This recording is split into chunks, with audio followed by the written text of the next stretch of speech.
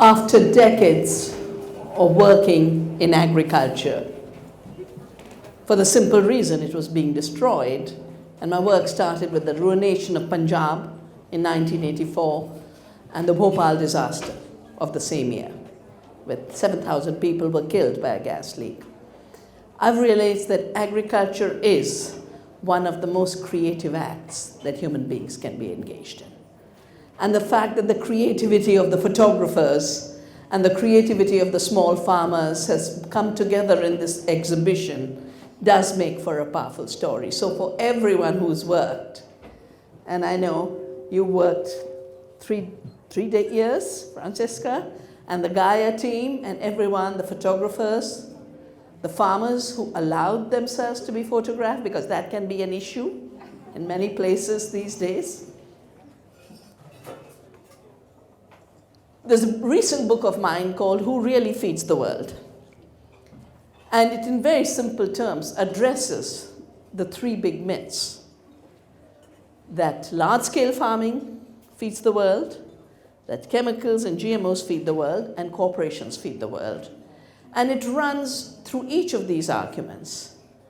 The large-scale farming bit, Leo has talked, large-scale industrial farms don't produce food. They produce commodities. We used to eat 10,000 species of plants. About 10 commodities account for most cultivation, and 4 GMO crops account for the largest expansion. 90% of the GM of the corn and soya goes for animal feed. It's not even in the human food system. The fact that it's small farmers who feed us is because they are the only source of real food. Not only do they produce 70% of what people eat. The reason this figure came out so recently from the FAO was this measured what people eat. Before that, what was measured, what was put on container ships and traded. What's put on container ships is commodities. And commodities are not just ruining the small farmer, they're ruining the land, they're ruining the climate, and they're not bringing us nourishment, which food should be. In our ancient texts, it says everything is food. And the more I've studied, the more I realize that the ecological web of life is really a food web, whether it be the soil food web, or it be the food web that controls pests and insects from becoming pests, you know.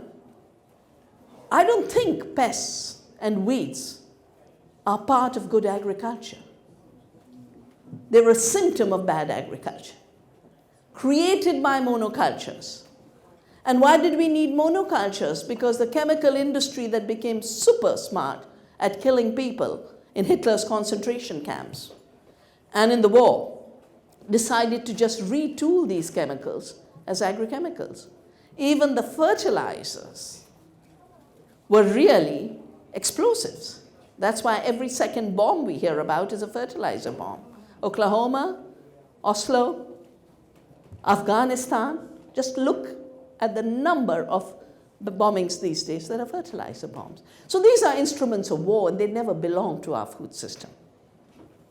And then the industry realized you could own and patent the seed through genetic engineering. It's the only reason we had GMOs. And GMOs have failed in 2 decades. The Bt crops have led to insect resistance because they forget nature is smart. They forget species evolve. They forget the pressure of Roundup is going to create superweeds, and the pressure of Bt toxin will create super pests. So now they're coming with the new GMOs, the gene editing, the gene drives, the CRISPRs, only 4-year-old tools. For one change, 1,500 unpredictable changes. Thousands of patents already. And Bayer has just bought up a natural food company, which is already doing gene-edited foods. And we're going to see a lot of confusion in words for the next round of industrial agriculture, because the last two models of the Green Revolution and the GMO system have totally failed. So they have to come up with new tricks all the time. The chemicals in GMOs haven't fed us. And the corporations have poisoned the planet and poisoned us. If you look at what has happened in just this last year, there's been mega mergers. Monsanto and Bayer merged, Dow and DuPont merged, Syngenta and ChemChina merged. We're talking of a cartel of three poison makers trying to control our food, trying to control our governments, trying to deregulate everything. And I have a whole new book out called Oneness versus the 1%. It'll, I think, come to England in a few months. It's been published in India. It's not just about oneness as the state of being, but about how desperate the poison makers are. Monsanto's bought up the world's biggest climate data corporation, the world's biggest soil data corporation. And they now want to move into a total control system with the convergence of digital technologies, financial technologies, and biotechnologies. That's why the issue of food is so vital to our future.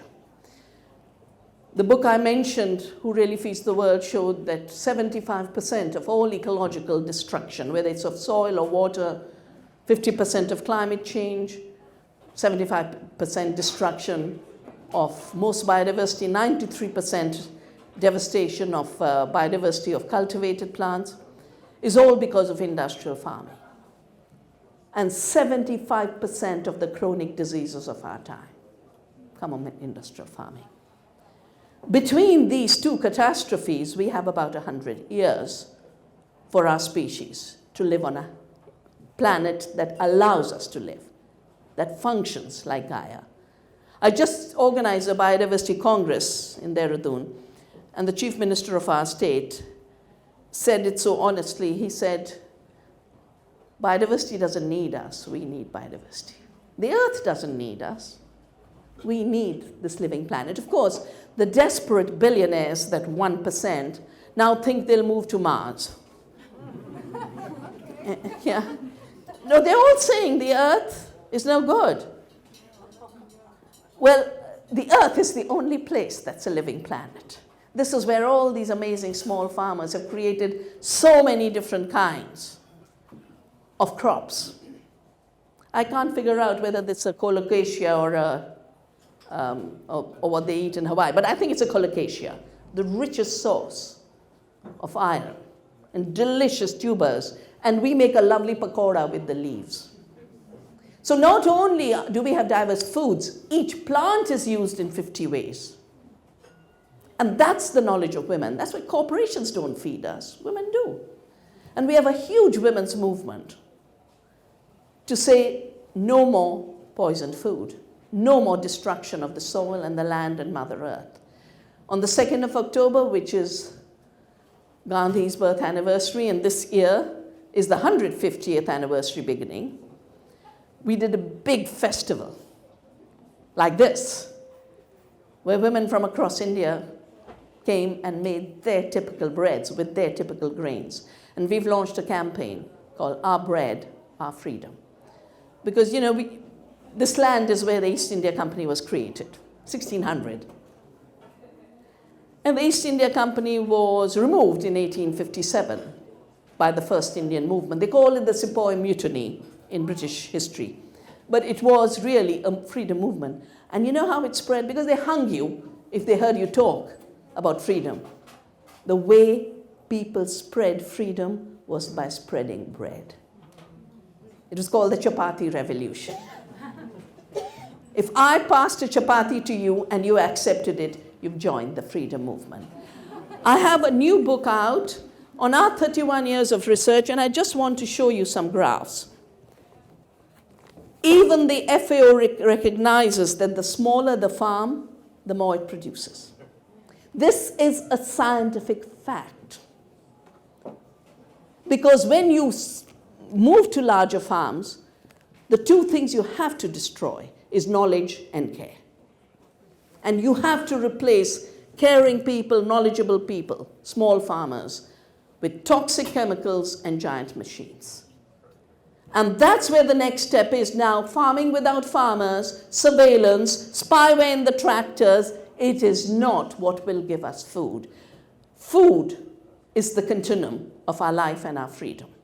Whether it's the soil microbes that give us fertile soils, or the 100 trillion microbes in our gut microbiome, there's only one place where that nourishment will come: the care, love, passion of our small farmers.